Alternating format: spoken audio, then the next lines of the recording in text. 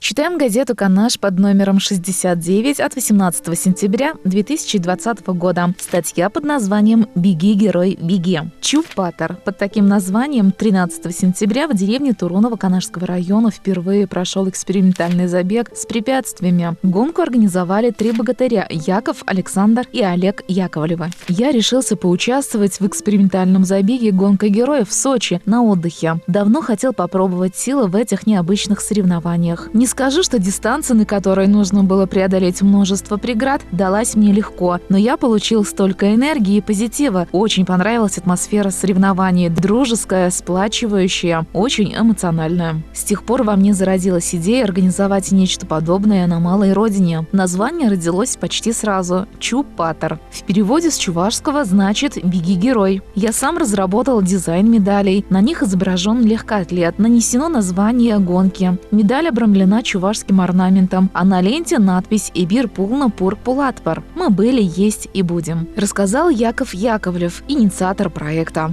Родом Яков из деревни Туруново, работает в Норильске. Первоначально соревнования хотел провести летом во время отпуска, но пандемия внесла в планы свои коррективы, поэтому дата соревнования сдвинулась на сентябрь, а заботы по его организации легли на плечи брата. Олег идею брата как профессиональный волейболист подхватил на лету и постарался воплотить ее в самом лучшем виде. Кстати, для Яковлевых это не первый необычный для сельской местности проект. В соседней деревне Байгильдино молодые люди открыли баскетбольный зал с тренажерами для молодежи. Очередная задумка тоже удалась. На приглашение, которое братья разослали в интернете, откликнулись спортсмены со всей республики. География подтвердила, формат в Чувашии популярен и востребован. Количество участников, учитывая то, что подобное состязание в наших краях проводится впервые, не разочаровало. Да и организаторы постарались. В течение 3 недель построили наисложнейшую трассу на дистанцию 5 километров с 10 препятствиями и 10 километров с 20 препятствиями. И это расстояние нужно было не только пробежать, но и пройти испытания разной сложности, пронести тяжеленное бревно, проползти под шинами автомобилей,